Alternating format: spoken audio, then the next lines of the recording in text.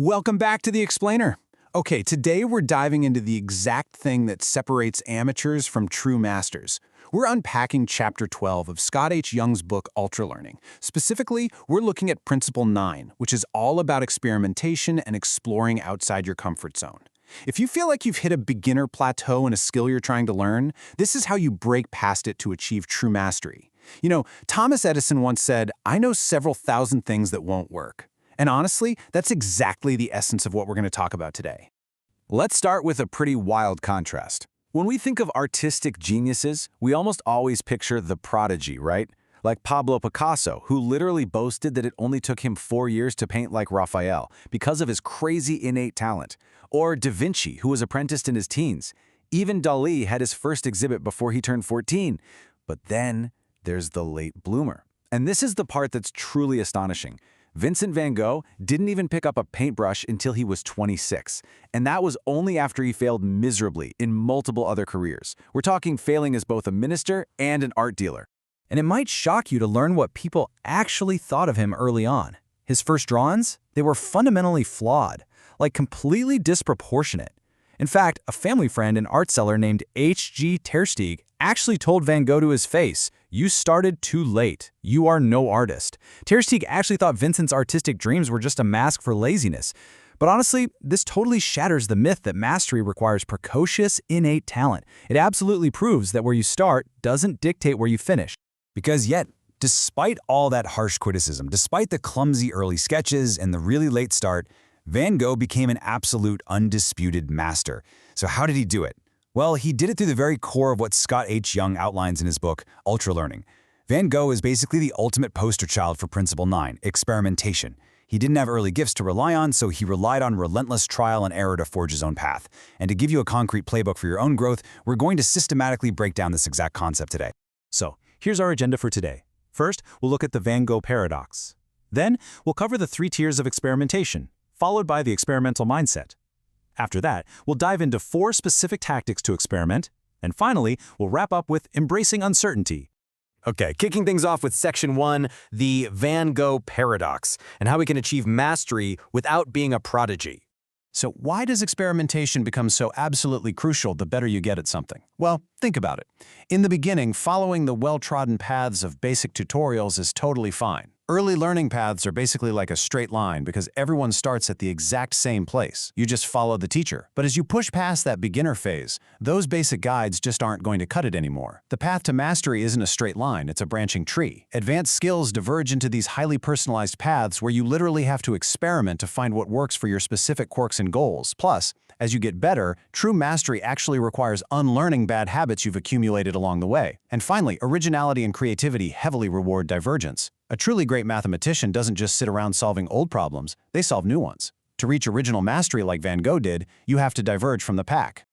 Moving on to Section 2, let's look at the 3 tiers of expanding your experiments. So, what exactly are we experimenting with as we step outside our comfort zones? Scott H. Young breaks this down into 3 distinct expanding levels. Step 1 is learning resources. Early on, you want to test different materials, books, classes, videos, whatever you can get your hands on. Pick one, apply it rigorously, and see how it works for you. Then step 2 is technique. As your options expand, you need to start isolating specific sub-skills and practicing them obsessively. Like if you're learning a new language, are you going to spend your time on business phrasing, phonetic pronunciation, or maybe even comic book slang? You experiment to find the exact techniques that give you the best results. And finally, step 3 is style. Once you master the basics, this is where you cultivate your totally unique approach. Van Gogh tried everything from copying traditional painters like Millet all the way to Japanese woodblock prints just to find his signature style. He understood that every single style has its own unique trade-off. That brings us to Section 3, the experimental mindset and how to push your boundaries. Now, before we can actually execute those 3 tiers, we really need the right cognitive framework in place. If we don't have the right mindset, we're just going to get stuck repeating the same comfortable routines over and over, and we'll never truly push our boundaries. Psychologist Carol Dweck distinguishes between a fixed mindset, where people believe their traits and talents are just innate and immutable, meaning there's literally no point in trying to improve, and a growth mindset, where learners believe their capacity can be actively improved through real effort. It essentially becomes a self-fulfilling prophecy. But ultralearning requires us to take that a step further. Enter the experimental mindset. This is an active strategy that takes the growth mindset and puts it into overdrive. Are you just sort of hoping to get better, or are you aggressively searching for the absolute best possible method to get better? The experimental mindset doesn't just assume growth is possible, it aggressively explores all possible avenues and methods to reach those potential improvements. It basically replaces dogmatic, rigid routines with a proactive search for better ways to learn. Exploration, not dogmatism, is really the key here. All right, let's get into Section 4, 4 specific tactics for applying experimentation. Let's talk directly about you and whatever learning bottlenecks you're facing right now. Because experimenting sounds simple enough on paper, but random activity does not equal mastery. We're going to break down 4 specific tactical methods from Chapter 12 that you can apply to your own learning projects right now. Tactic 1 is copy, then create. Now, I know this might sound completely counterintuitive to originality, but it's actually essential. Just like Van Gogh copied drawings by other artists to deconstruct exactly why they worked, copying simplifies your initial choices. This isn't about plagiarism, guys. It's about reverse engineering a master's work by stripping away all the extra variables so you can focus entirely on the mechanics. Emulating a great example gives you a really firm foothold before you venture out in your own creative directions. Tactic 2 is comparing methods side by side. Think about this like being a scientist testing a hypothesis in real time. For example, author Scott H. Young wanted to test the absolute best way to learn French vocabulary, so he set up a split test. Over the course of a month, he tested 50 new words every single day. Half of those words were learned via standard, rote dictionary review, and the other half were learned using visual mnemonics, basically linking really vivid visual imagery to the sounds of the words. So which method do you think came out on top? The results were actually pretty striking. He found that he remembered the visually mnemonic words at almost twice the rate of the rote memorization words. Double!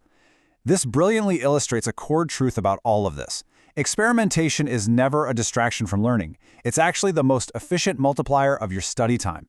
Even if a new method takes a little more effort upfront, it yields a highly measurable return. It gives you hard data on what works best for you and really broadens your expertise. Tactic 3 is all about introducing new constraints. We so often get stuck in ruts simply because we think we already know what to do. This tactic forces you out of those comfortable old routines by introducing strict new limitations. It's actually a known axiom of design that the absolute best innovations come from working within really tight constraints that make your habitual methods impossible to use.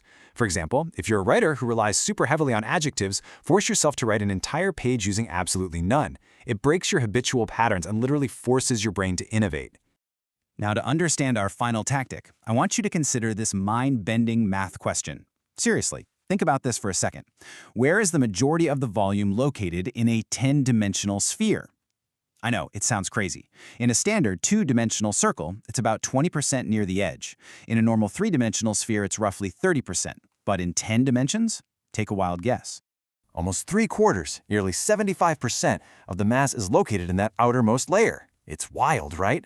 And this perfectly illustrates Tactic 4, explore the extremes. And a complex skill with tons of variables, like, say, the qualitative dimensions of Van Gogh's paint application, the possibilities are just vast. If you're always playing it safe right in the middle of your skill's possibilities, you are ignoring 75% of your potential.